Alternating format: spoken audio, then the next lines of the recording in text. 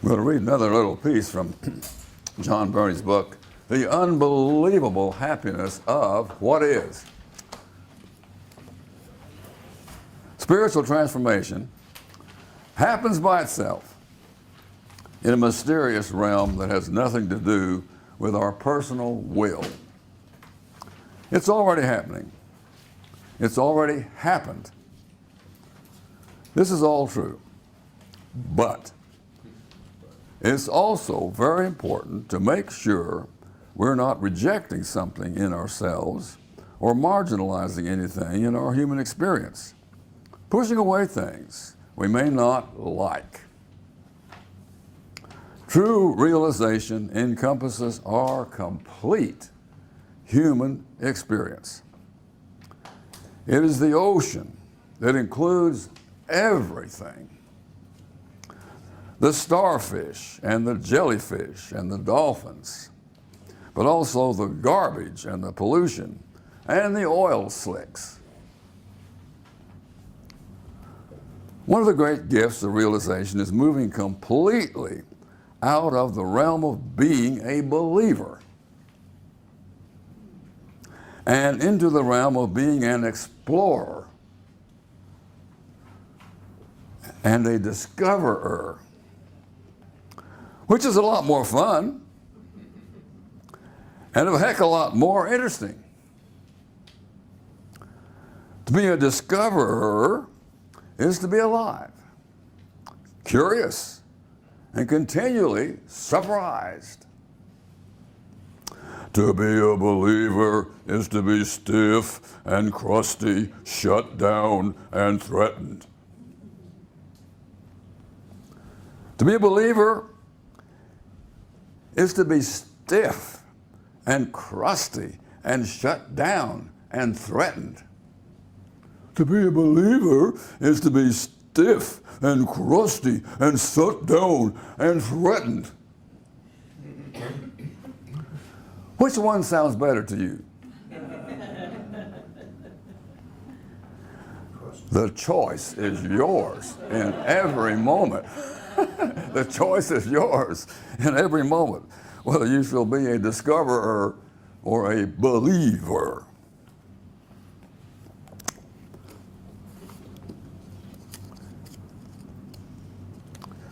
We're going to look some more at this beautiful chart right here. Ta-da! Where are we today? We have looked at this whole chart a little bit yesterday and talked about witnessing love in the morning, basically. We experimented a little bit with having witnessing love. And some of you, I understand, in those little circles of three, have witnessed that you had some witnessing love take place in your life.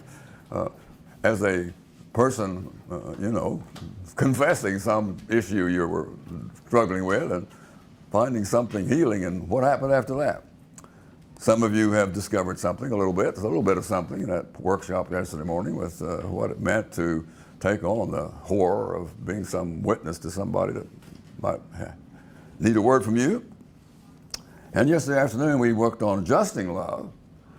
That workshop was, I'm sure, only a taste of what it means for a house church of co-pastors plan their parish responsibility. The aim of the workshop was not even to get you anywhere along that path, but to simply notice that there is a method for getting along that path, that you can actually look at what the blocks are that are keeping your vision from happening in your parish, your responsibility. And then you can have a parish responsibility, a very narrow parish in your own neighborhood, a very larger parish in your own town or city. Maybe you want to take in your whole county, your whole bioregion. If you live in Houston, your bioregion is a coastal area. If you live in Dallas, it's something else. At any rate, whatever you decide is your geographical home, including planet Earth, what does it mean to build a plan for responsibility as a team of people for that place. And if you can figure out what's blocking your vision in that place, you have made the huge, most important step, because it is those blocks that are the doorway to your doing something relevant. They are what has to be overcome, gone around, mucked through, done away with in order for your vision to even make an inch of progress. And so all your strategies that you then do after you get some clarity on your blocks have to do with just one thing. What does it mean for anybody in this whole geographical place to do anything that makes a difference? A, B, C, D, E, F, that's our strategies. That's what does it. That's what you're after in making this little plan for yourself. This is just you. If you do this with another group, it's just them. This is a planning process for the people doing the planning. Even though you're planning something for your parish, you're really just planning something for yourself about what you are going to do for that parish. What somebody else is going to do, they have to do the same thing you're going to do. They have to that's what they think the blocks are and what they think the strategies are, and then figure out what they're going to do about some of those strategies. That's their problem. Your problem, or our problem as a group of co-pastors, is to figure out what we, the co-pastors of this parish, are going to do next. And if you have discovered the blocks, you are on your way, because they tell you what your strategies need to be. Then you have the real down to the road gutsy problem of what timed actions you're going to do next month. For example, we went through this process as a circle here in Bonham for this whole quarter we spent on strategic planning. And we ended the quarter with just one timed action that we were willing to do. And that was the 5 of us were going, in addition to what we were already doing. And that was the 5 of us were going to meet in August and figure out a new plan for ecological education in Fannin County. And so we're going to meet. We haven't figured out which day in August it is yet, but on some day in August, those 5 people are going to get together and reinvent our ecological education plan that we are going to support for Fannin County. Now that's all this is. It's extraordinarily simple when you actually learn the method, but it's extraordinarily difficult until you do. And we are also learning methods here about brainstorming and about gestalting and about how to work with a group of people to make everybody happy in this process of bringing together a common mind that everybody is excited about and so forth. So all that is what it means to do Justing Love. And we were focused yesterday in that workshop on common institutions of our parish. Now this morning we're going to focus more narrowly on the Christian institutions in our parishes, in our nation, in our world, and what it means for a co-pastor circle to bring justice and love for these sick institutions. Now, I heard us scrabbling yesterday with what this word love means in witnessing love, what this word love means in Justing Love. And I heard overtones of sentimentality and moralism that I want to challenge just a teeny bit. Liking people is a wonderful thing. You ought to like as many people as you can, and you ought to have as many people like you as you can arrange. So having people like you is one of the most important parts of your life. If you're going to marry somebody or live with somebody even, you need to choose somebody who likes you and somebody who you like. That is ground rule number 1 for being married or living in the same house with another human being, is finding somebody in this world you can like, and somebody in this world who has the guts to like you. But even when you make that wonderful arrangement, you're going to find things about that person that you do not like. And they're going to come up more frequently than you had imagined. And you're going to find things that happen in which they find things about you that they don't like. And those are going to come up far more often than you imagined. I mean, to require of yourself that you are to like everything about yourself or about another person is a form of insanity. It has nothing to do with Christian love. Christian love should be translated into a word different than love, I think, because we have so ruined the word love with romanticism and friendship and liking each other that it may be useless for what we're talking about here. Christian love, agape, as they put it in the New Testament, should probably be translated care.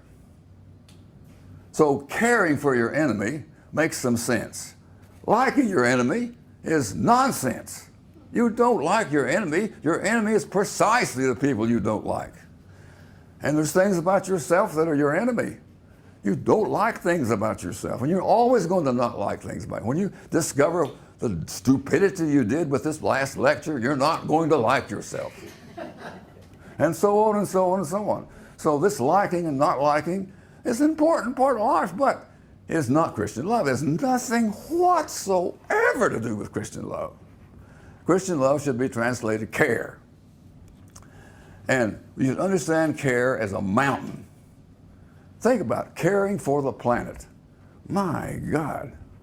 Maybe some of you remember the story of Atlas, who had the whole planet Earth on his shoulders. Care for the planet is bearing the planet on your shoulders, caring about the planet. There are things about the planet you will not like. There are things about the planet you will like, and you do like, and you depend on, and you find beautiful and glorious and so forth. But being Atlas is my first picture of what Christian love looks like. And it's the same thing with your parish, taking on your parish. My God, my parish is a wicked place in 17,000 ways, and to take on Fannin County is like Atlas taking on the world. I mean, it's a huge thing to take on a parish or a city or a neighborhood for that matter. Even to take on your family or an organization you're president of or something is also just, That's what Christian love looks like, first of all. Taking on care for a piece of something or other. The second picture I want to picture you're in your mind for Christian love is what you find in the example of Jesus. When John the Baptist was executed by the establishment for saying too much about sin, and by the way, I'm going to say some more about sin. We are all sinners. I mean, we are all people who are rejecting reality at some place or another, and in many places or other, and we are sinners, rejectors of reality, at a depth we've never discovered yet, all of us. So the best you can even talk about yourself is being a sinner saved by grace. We are all sinners saved by grace. That is the main Christian contribution to the ecological and ethical and interreligious discussion, is that we are sinners saved by grace. And it can be saved by grace only a little bit, because there's going to be some more saved by grace down the road. When you get to your deathbed, you are still a sinner in many ways you never get the time to discover. Saved by grace. That is, you can act in that moment out of whatever grace you have experienced. Some of us love this song, Amazing Grace, and Amazing Grace is amazing. It brings you into some fruitfulness of accessing your authenticity, of accessing your deep joy, your deep love, and your deep freedom, and so on. And it's a miracle to come out of estrangement into those qualities. So Amazing Grace is amazing. But there's another piece of poetry that is very important in that song, and it's one you do not like. You do not like it at all. It's wretch like me. Saving a wretch like me. You have to be absolutely clear that there is no grace except for wretches. And until you are a wretch like me and like you and like everybody else on the world and on the planet, you are not ready for amazing grace. So we're always wretched sinners saved by grace, and we never improve that condition. We get better at accepting our grace and living it out. And that can be an enormous difference from just being swamped in it and just acting out in the worst possible way our lower impulses. We do have these higher angels hiding down there somewhere in our life, but they're hiding down there under layer after layer after layer of social conditioning and personality building and God knows what else that you don't have to ever discover. You don't have to know everything about yourself that's wretched. You just never have to know that because it's all forgiven. But whenever it comes up, you need to know what's come up. That's your life. And you need to notice that wretchedness, in the sense of being unrealistic in your living, is a remedy for it. Grace. Opening to who you really are deeply beneath all that wretchedness. I have a final image of what Christian love looks like, and it has to do with a goddess that we set on this table yesterday, the goddess Kali.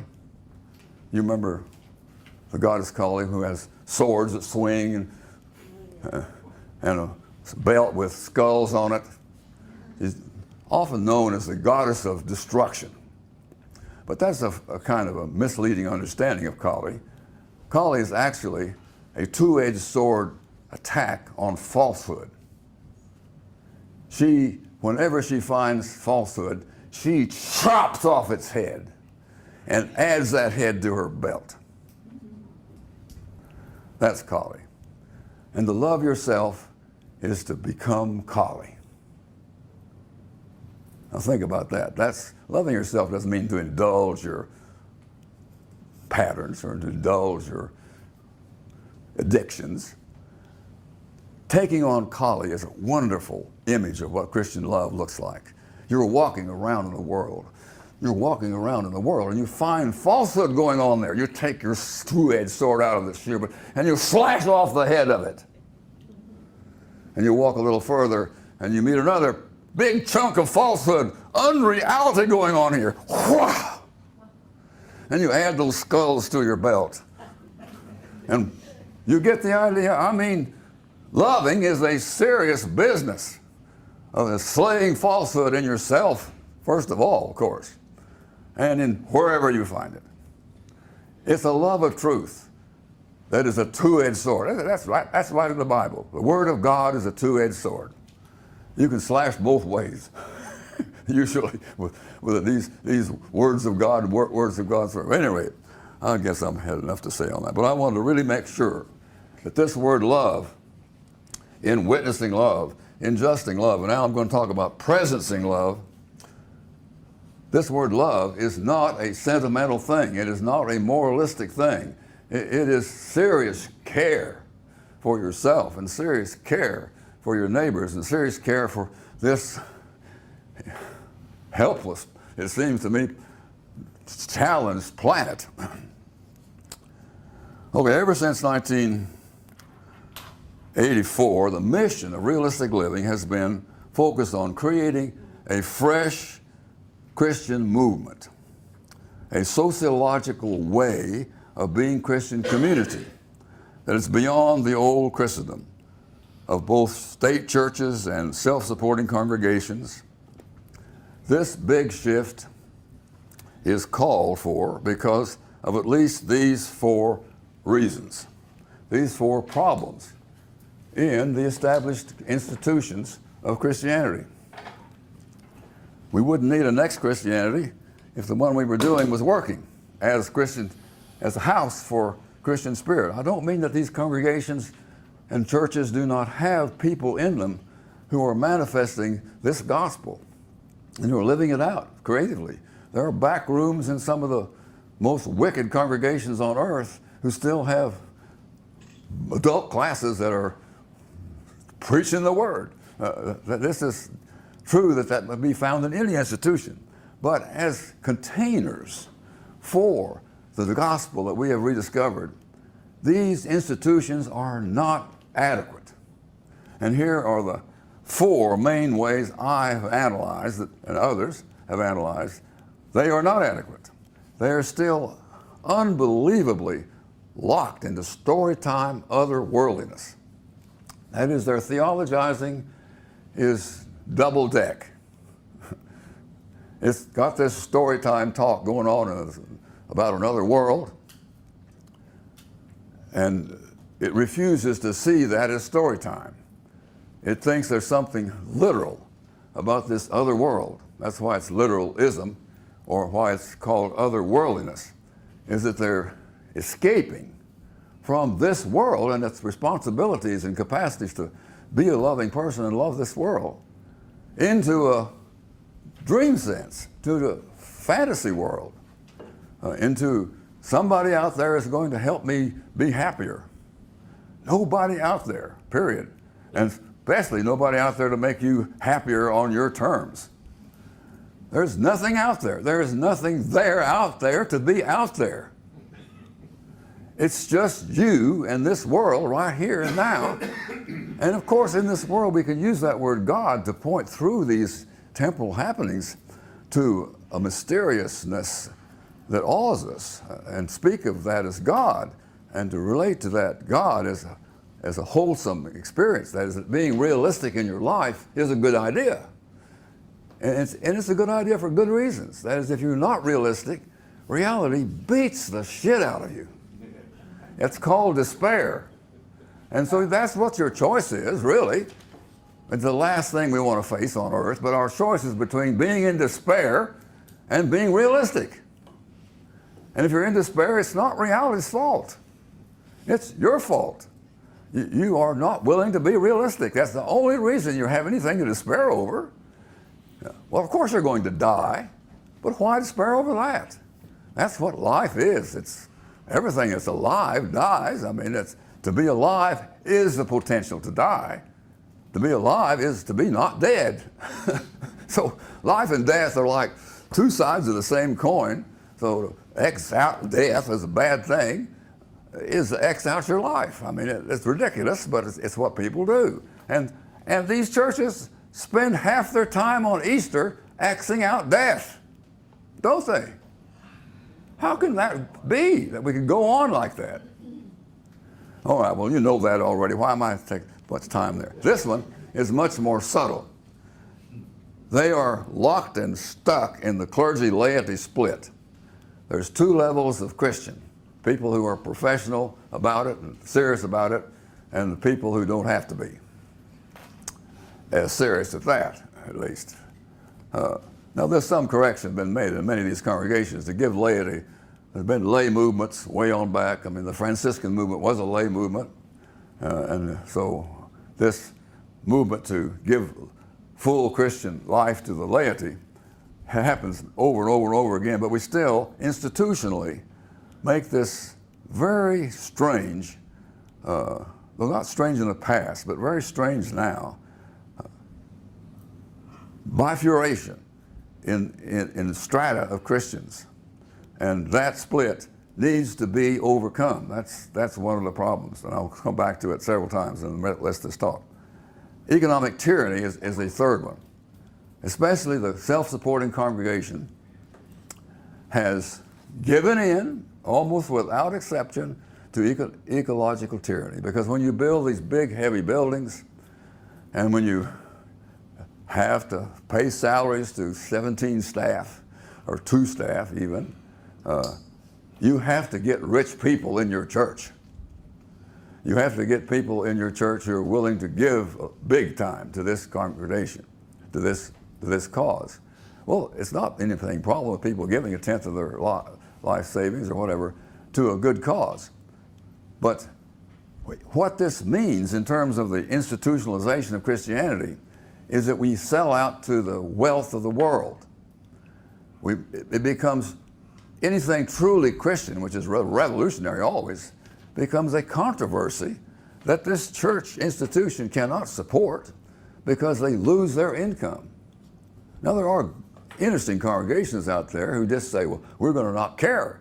If all the rich people leave our church, we're going to get by with what's left and scale down the membership and scale down our expenses and be true to the gospel. There are a few places where that goes on. But in general, whether you're getting your money from the state or whether you're getting your money from the rich people, you're embedded in serving the rich over the poor. You're just embedded in it, and that is unchristian. So something has to be done in our next Christianity that corrects this problem. And this last one is the most serious of all. There is no such thing as a Christian culture. But in spite of ourselves, we have not gotten out of the Middle Ages on that one. We still think that this piece of ground here or this piece of ground there is supposed to have Christian people in it. All of us. That somehow Christianity is to be imposed on our neighborhood. That our neighborhood is to become a Christian culture, or that our nation has become a Christian nation. There is no such thing as a Christian nation.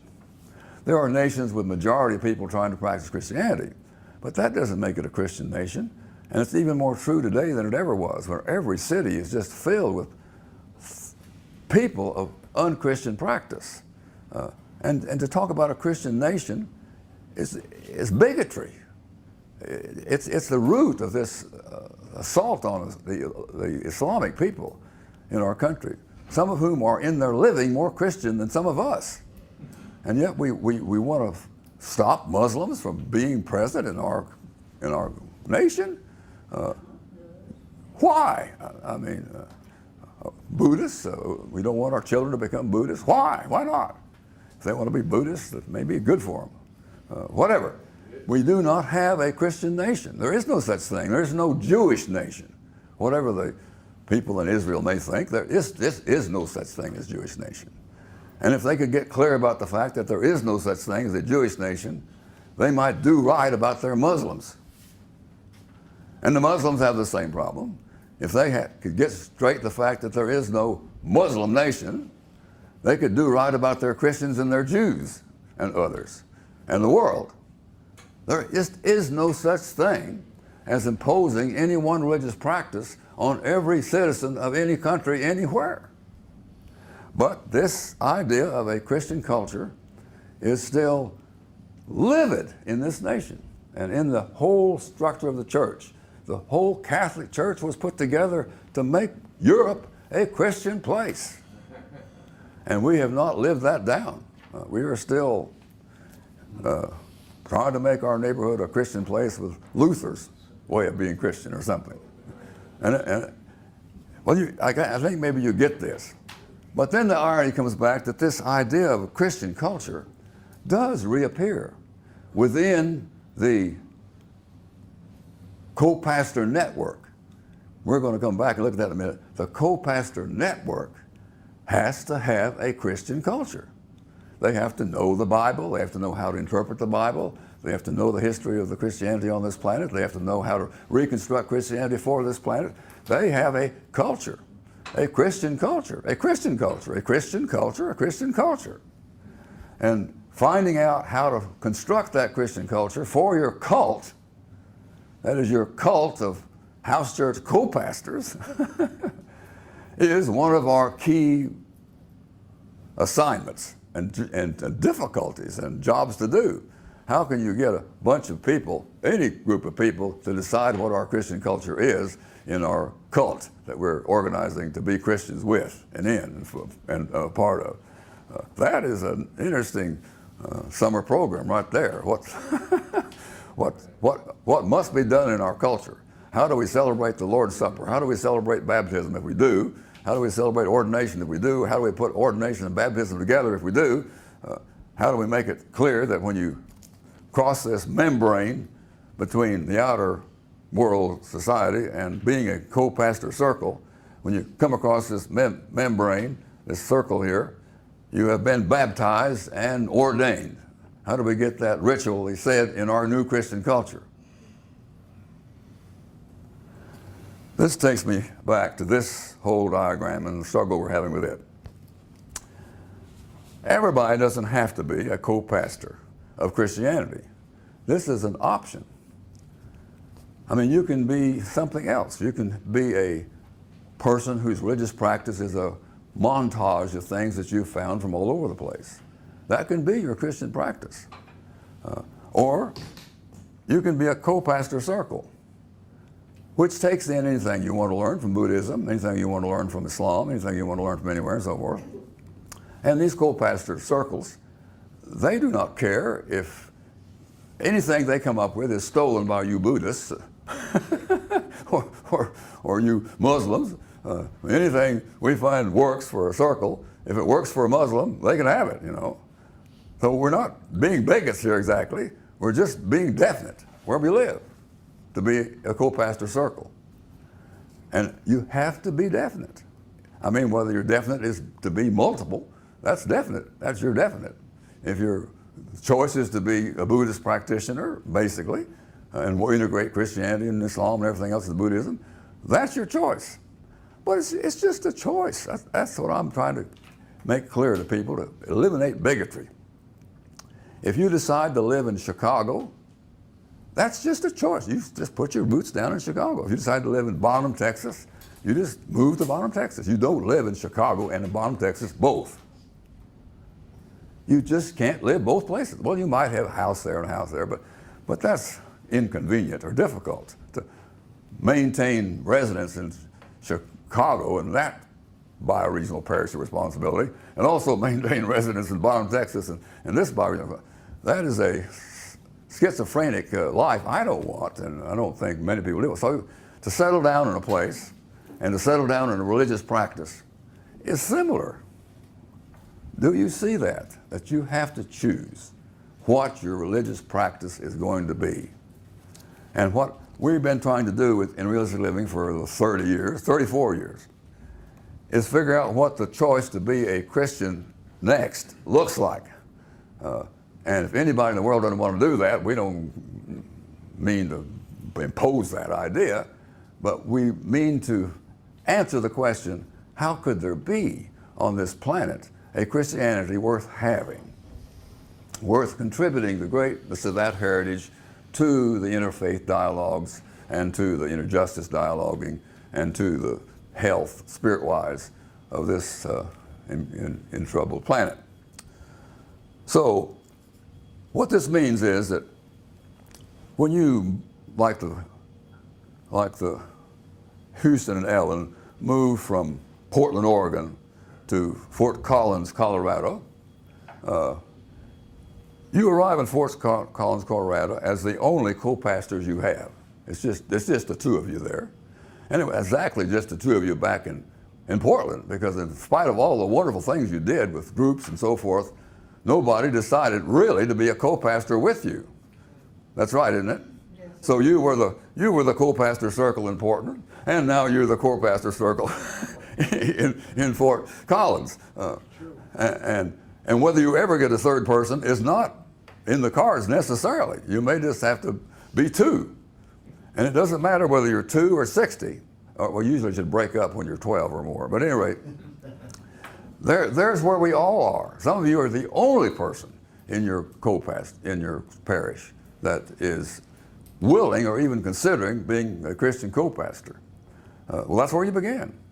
And whether you're 2 or 1 or 6, your job is out here, first of all, in the parish. So you go out here in the parish and you teach courses on mapping your life or getting married and loving it in order to get acquainted with a few people, or you become county chair of the Fannin County Democratic Party or something to meet good people or find good people that are out there. And maybe some of them ask you on some afternoon, where do you go to church? And you say, well, I don't go to church. We have this circle that we do our Christian practice with. Well, that's interesting. What do you do there? Well, we do. Well, that's interesting.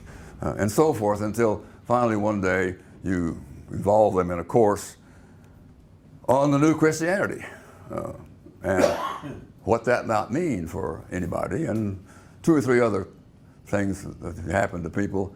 When you plow the ground of your parish in whatever way gets the ground plowed and gets you related to people who are interested in what religious practice you're doing, and then someday when the situation is right, you ask that person or persons or couples, well, would you like to practice with us? This is what we do. Just come on Sunday and see how you like it.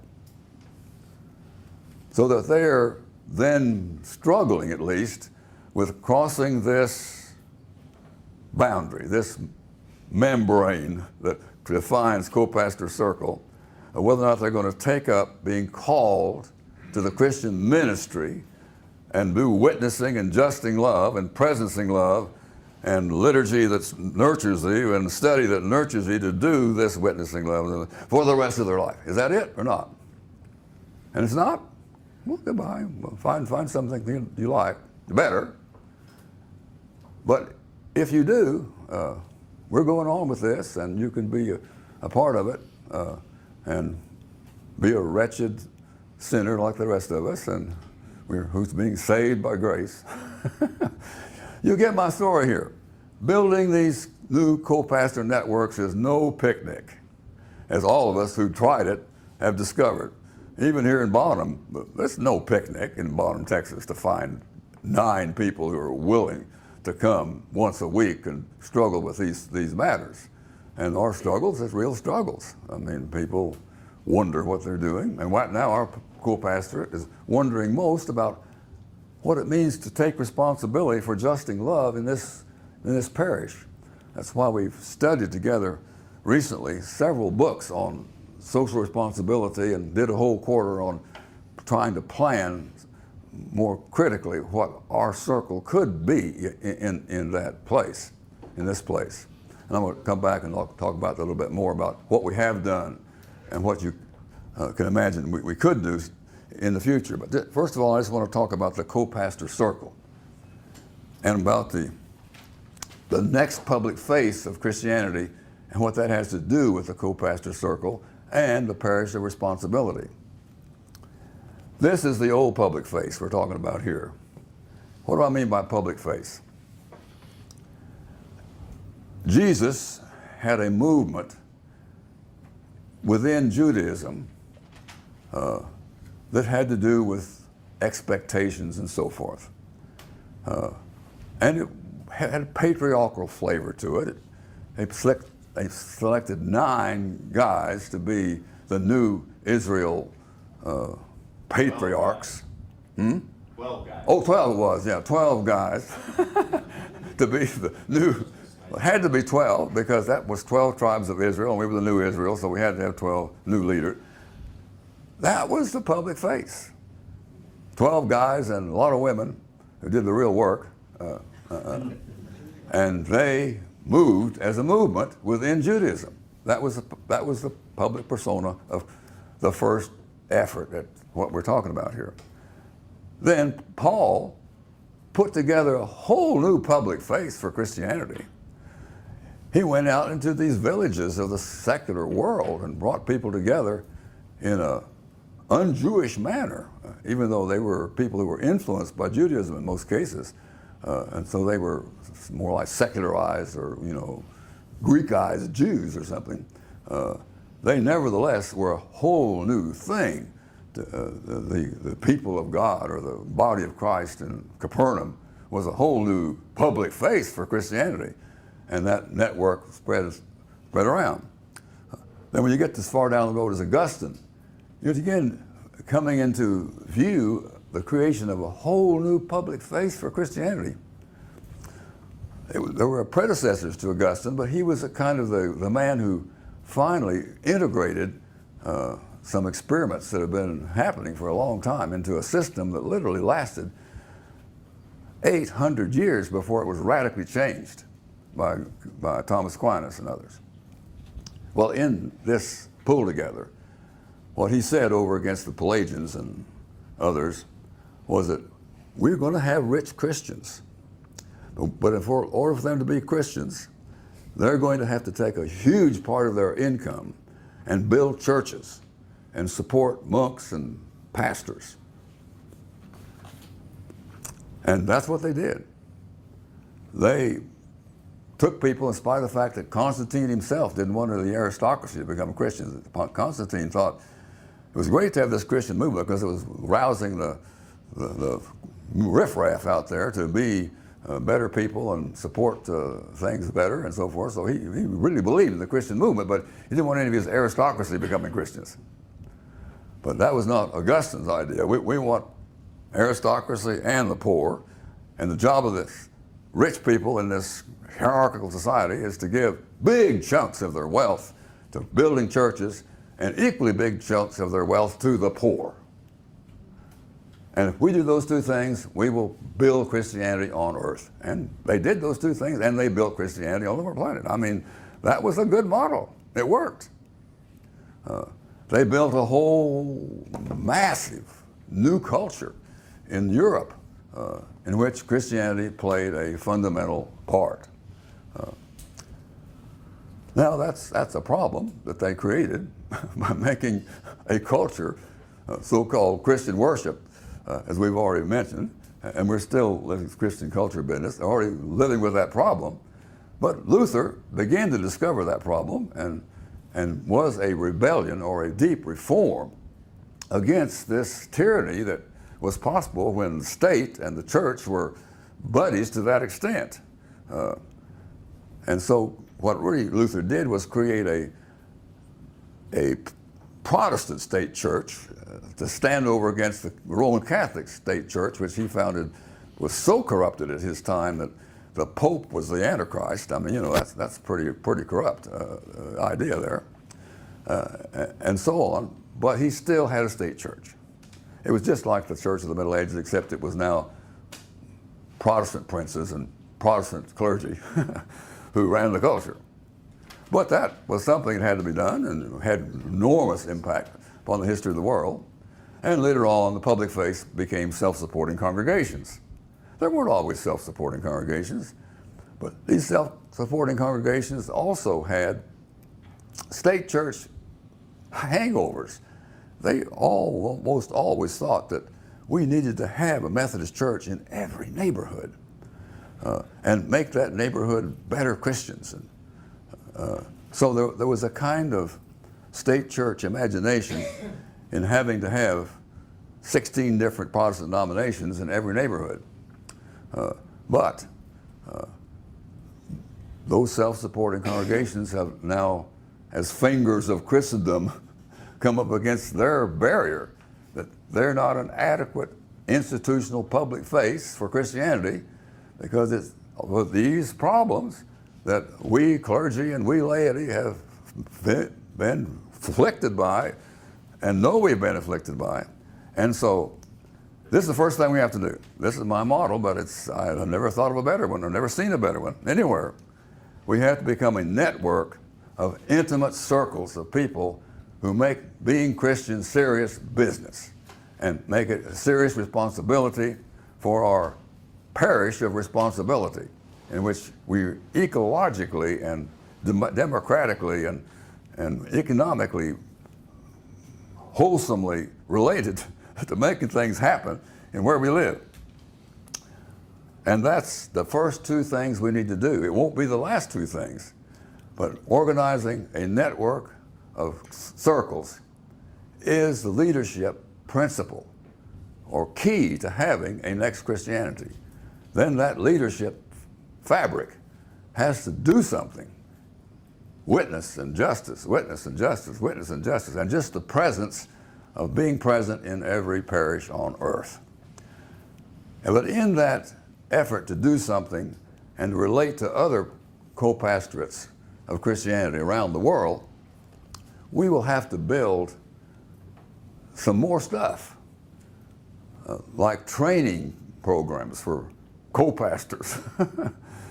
That's something we already do, like Realistic Living Incorporations to foster research and that sort of thing. You're looking at their watch. I'm going to end here at 10 o'clock, hopefully, right at 10. we have to do some other things, and I'm going to look at those other things here in a minute.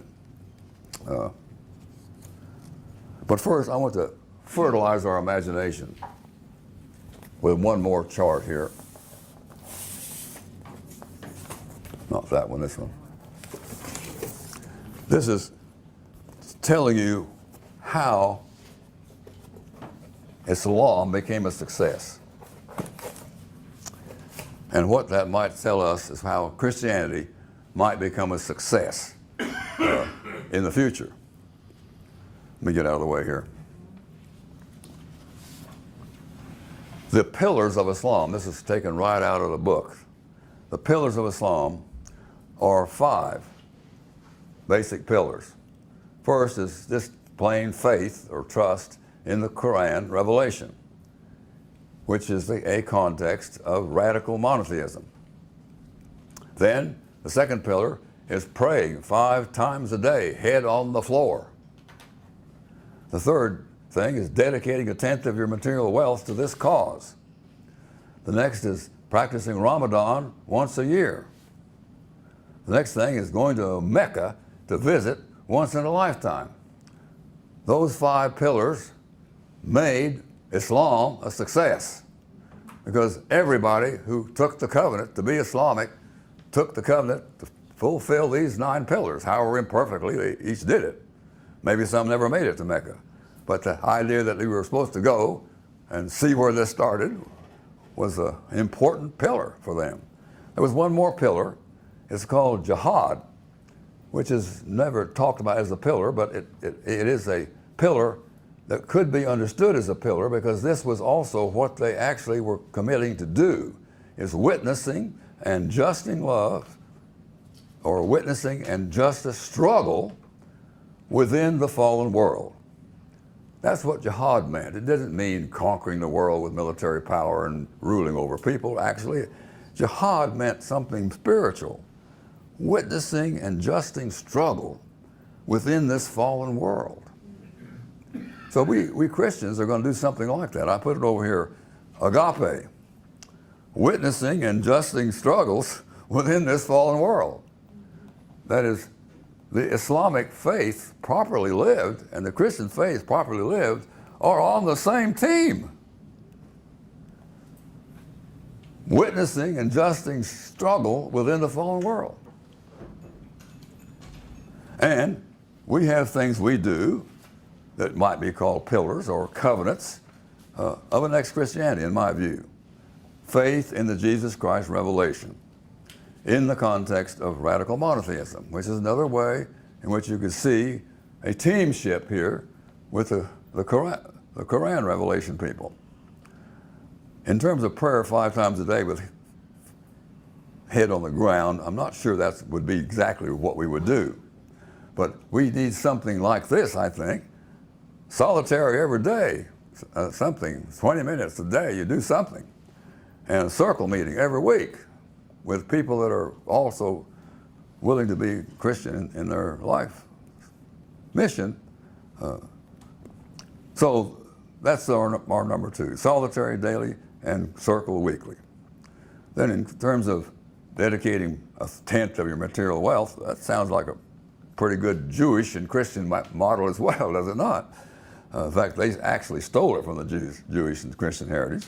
So we can steal it back and talk about dedicating 1/10 of our material wealth to building co-pastor circles and parish experiments and training centers for co-pastors and whatever else we need to make this thing real. And this 5th one, what I would say, instead of having a Mecca somewhere we have to go to, training retreat once a year. We've had these summer training retreats once a year, but for a whole continent, that's not really the way it needs to work. You need to have at least 4 training happenings every year by this movement in at least 4 different places in the United States of America. West Coast, East Coast, North Coast, and South Coast. Or you could divide the continent of divide the whole continent, if you like, into 4 quarters and have people travel to the center of 1 quarter of this great expanse rather than in one, Mecca. So it's very serious that the movement that I see 10 years down the line at least has 4 realistic living centers doing research, and at least 4. Oh, by the way, one of them needs to be in Canada. Anyway, 4 places where people gather to train co-pastor circles. Anyway, you see the ridiculousness and the refreshness of this chart of giving our imagination a little peek as to what it means to create a next Christianity that is serious about being Christians. We'll talk about this in a minute. I want to wrap up by telling you a little bit about our co-pastor circle and its parish of responsibility responses. I got 8 minutes to do that. We have, in Bonham, done quite an interesting list of things. One of the most interesting, you met Scott and Faye last night. The two of them organized an organization almost by themselves with little help from the Brannickes in the beginning and some great support from me, but I didn't really help them much. And Joyce did the same. But an organization called CORE. See if I've got what CORE means. Citizens Organized for Resources and Environment. That's almost right. Citizens Organizing for Resources and Environment. Citizens Organizing for Resources and Environment. And the first thing they did as CORE was to keep a natural gas-fired power plant from becoming a coal-fired power plant with coal trains running into our bioregion and polluting the whole mess. This was a statewide thing, but CORE in our county led this organization in our county and related ourselves to what was happening in Dallas. Even the mayor of Dallas became a member of this problem. We actually won across the state of Texas, shutting down these intended plans for coal-powered plants that they thought were cheaper than natural gas. History helped us with that a little bit, but at any rate, that was an interesting contribution to our county by 2 members of our house church. Those same 2 members also organized in their home a monthly music event, bringing in pungent poets of music, song writers and singers who were most of them, some kind of address on the conservatism of Fannin County. And somewhere between 20 and 50 people come out monthly for these house concerts. That is parish action for 2 members of our parish. Earlier than that, Paula Brennicke, who is a member of our group, became the secretary of the Chamber of Commerce of Bonham, Texas. And one of the projects that she and the group there came up with for their chamber to do was some leadership training, because they realized that leadership was one of the things that was really poorly staffed in Fannin County. And this was their program. They asked all the various organizations, the prison, the VA hospital, all the other factories and organizations to pay for one delegate to come one day a month, one Saturday a month for I think it was 8 months. And they did. It was about, how many people showed up for those things? I think there was about 20? 20 different real organizations in the county sent representatives to these monthly meetings. And Paula and the board asked the marshals, Joyce and I, to do the opening and closing session and help build the curriculum for the whole 8 weeks, which we did. That is a parish action by a couple members of our co-pastorate. I want you to see that was relatively effective. I mean, we met how to run a meeting for the next mayor of Bonham. We did how to run a meeting for an executive at the VA hospital and at the prison out there and so forth. And we've made friends with people like that just by showing up for 2 Saturdays and doing what we already knew how to do, like we knew how to breathe. And they thought this was something from heaven itself. just to know how to do these basic things, to run good meetings, and to have people happy in those meetings. And I could go on to things that we've done. I did courses in 2 churches. I did a course on Genesis in the Presbyterian Church. And the people I had there, they came back. They thought this, well, my God, I didn't know that Joseph was a novel. It was amazing what they didn't know about the Bible. And I did another course on the Gospel of John in the Christian church, much less successful. They dropped out kind of quick over that one, but at any rate, I tried, and I saw that it could be done, it could still be done in some of the churches. And in our house church, we have prepared ourselves for the parish work this last quarter, as we've already mentioned, doing this planning in order to enrich what we are trying to do there. So it's not impossible. I mean, I don't consider our group on these kind of things any more capable than any of us in this room. All of us can figure out how to be appropriate witnessing and justing love in a parish of responsibility. And that's what has to happen. I mean, if these circles are not outreaching like this, they're not going to build themselves and the movement, but also they're going to not be what Christianity needs to be, which is a missional ministry to the world. We become one more study group of interesting books, or one more support group for women or for men, or for couples, and this co-pastor idea is something else. It's I don't keep wanting to say this over and over and over, because it's hard to believe that we're really saying this, that crossing the membrane of this circle into identifying with being a co-pastor circle member is a baptism, is a ordination, is a calling to be the body of Christ in the 21st century the best we can, and to help other people around the planet do the same. That is the way we start having a next Christianity. And we have to do some other things, as I've already mentioned, to flesh out actually having a movement of co-pastor circles that do these parishes and that create this interrelating structures, like, meeting once a quarter across the whole region of all the circles and things like this, having training for them, and so forth. Anyway, I'm done. 1 minute to go. So, questions that you might have, I'm sure you do, about any of this problem that I've tried to summarize in such a short time for being co-pastor circles. Yeah.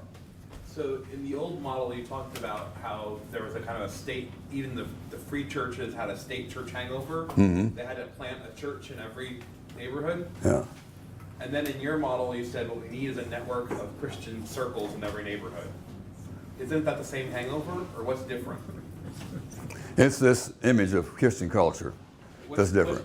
Because you said the same thing there too, which is that there's a Christian culture as a problem in the old model, and then you said, but we need to build a Christian culture. We need to figure out what baptism and ordination mean. So Christian culture is both the problem and also the solution. It's the problem because it's only a problem because you're applying it to the parish. It's not a problem when you apply it to the co-pastor circle. It is absolutely necessary for the co-pastor circle, and absolutely tyranny as applied to the parish. Okay. Does that make sense? We're not opposing Christianity on a parish of people. We're building for ourselves, who have decided to be baptized and ordained as the body of Christ on earth. For ourselves, we have to have a cultic culture. That is, for our cult, if we want to use that horrible word, and realize that being a Christian is to be a cult member, not something that applies to the nation or the county or whatever. Our record has been at developing co-pastor circles has been modestly successful. Dismal even. What are we doing wrong, and what do we have to do right to make this work?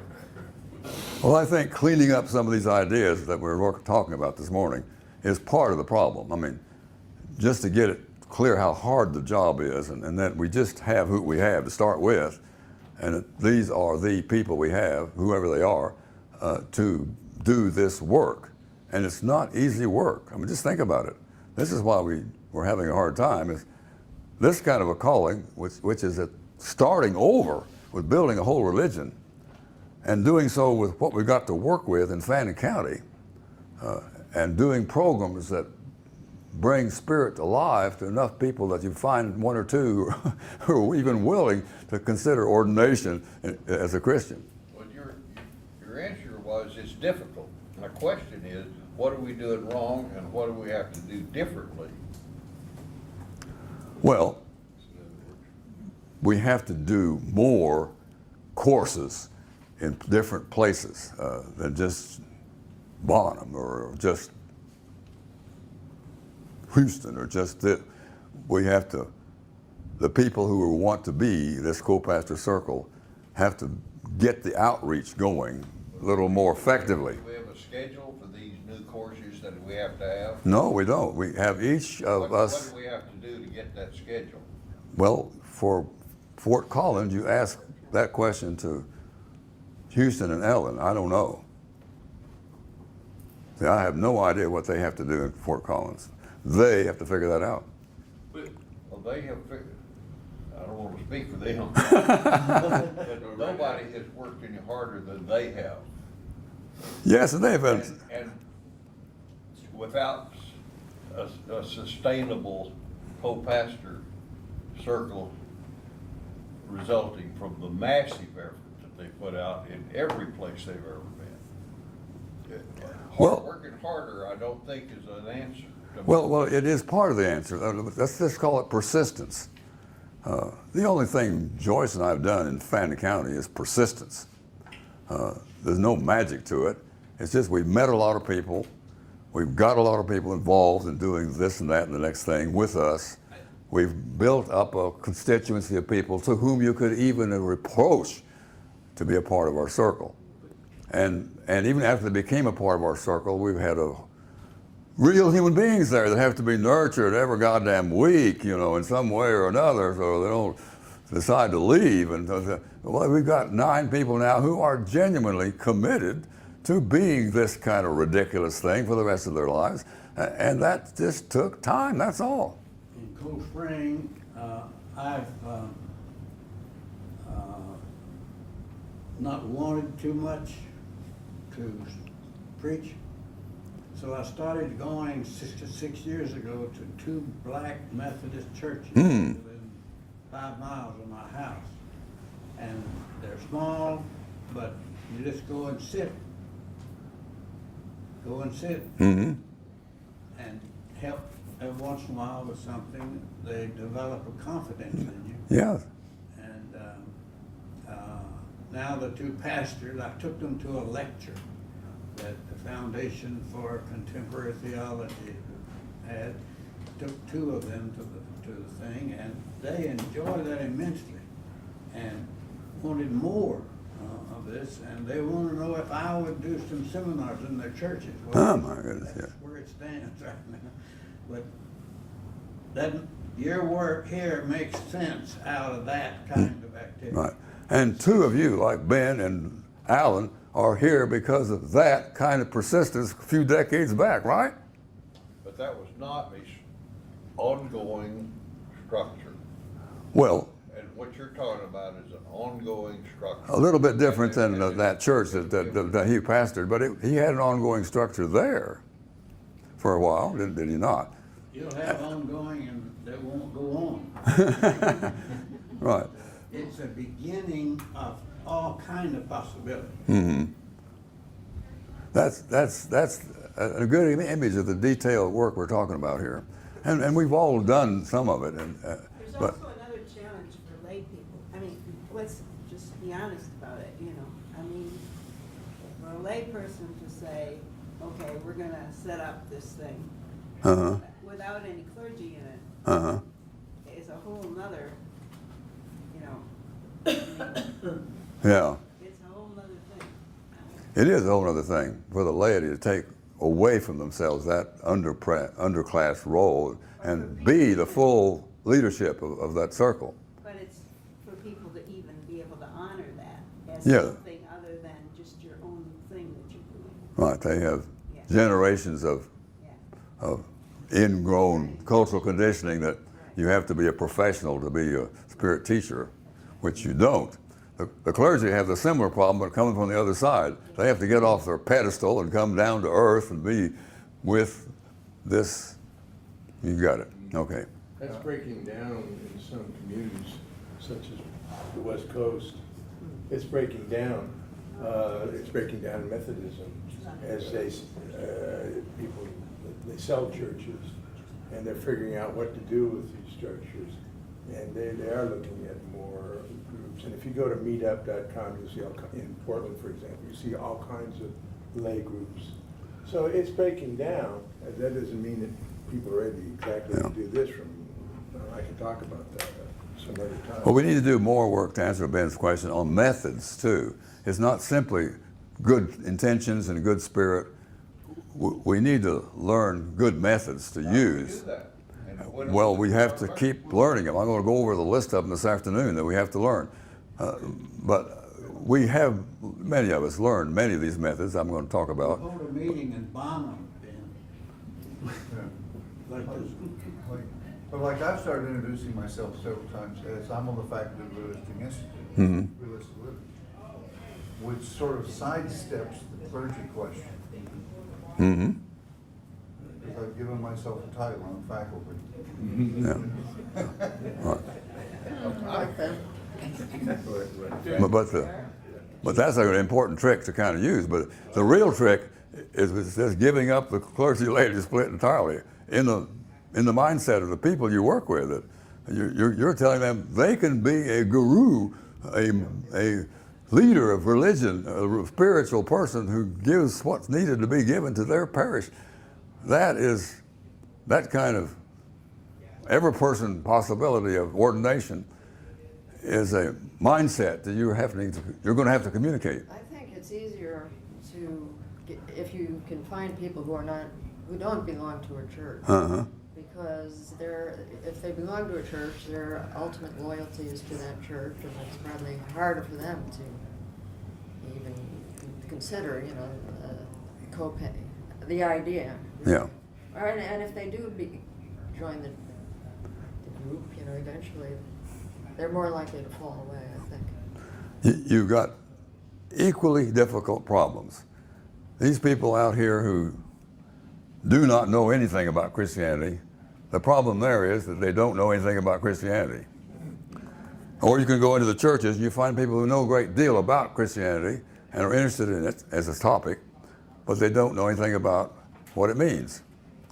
So I don't know which is the harder, help Christian people become Christians or help people that don't know anything to become Christians.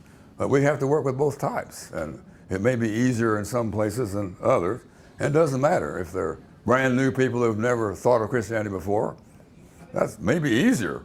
But there are pastors in churches I know who know everything I've told you this morning. Ben's right that somewhere out there in the future, there's got to be some kind of ongoing structure to hold together Yeah. everything as it splinters out. Yeah, that's exactly what I'm pointing to with that term co-pastor network as a start. Now that co-pastor network has to build other institutions, training institutions, research institutions, political institutions among the various groups of circles, and things like this. I won't even try to think about what that means because we're not ready to do it anyway. All we have to do right now is co-pastor circles, co-pastor circles, co-pastor circles, and their parish's responsibility until we're blue in the face and allow whatever the results are to build those training schools and so forth. Yeah. So you mentioned that there's the problem of economic tyranny, and I was curious about how your circle has worked with shared economics or that economic pole. Like, because there's something about stuff gets really real when you start talking about my money. Yeah. You start pooling money. Right. And I can be really good friends with people until money comes on the table, and then it gets more serious. how have you bridged that gap into, because the only way to combat economic tyranny in a circles or circle network is to actually start to figure out how to use your economic resources that you have together somehow. Exactly. How do you guys do that? Well, one thing, we don't have any buildings we have to support. We don't have any salaries we pay. So that makes the budget easier right there. So whatever money we're willing to expend on our mission is much less than we would spend giving a tithe to some congregation. So that's a pool of money we have to do everything that we want to do right now. But can you give me some concrete examples of how you have pooled your money to make a difference? And I mean, tithe is both institution support and also alms and charity. Like those are both part of what go into a tithe. But how does your circle, as a circle or some other thing, is there a way to actually pool funds and do things? Well, we don't pool it. We just don't talk about money. We don't deal with economics. We have the meetings at our house. We furnish the tea. You know, that's it. and we do what we want to spend on core projects and so on. Stuff like that. And like, let's say one of the things you mentioned was, I'm trying to think of what you said you did, the Chamber of Commerce leadership training. Let's say there were some expenses to duplicate things or to print things, or you had to buy a printer cartridge or whatever. Was that a shared cost in the group, or did Realistic Living pay for it? They or- paid us. Both, yeah. The Chamber of Commerce paid you to do Yes. the training? Yes. Okay, And you use that money for the expense. okay, yeah. But we as a community of realistic living are experimenting with money in this regard. I mean, Realistic Living runs a, $32,000 budget that's collected from you, or people like you, about 90, only about 190 people, contribute $32,000 a year because they see this as a mission that needs to go on, you see. That's going to be the key. To think of all the money that's given to build those churches.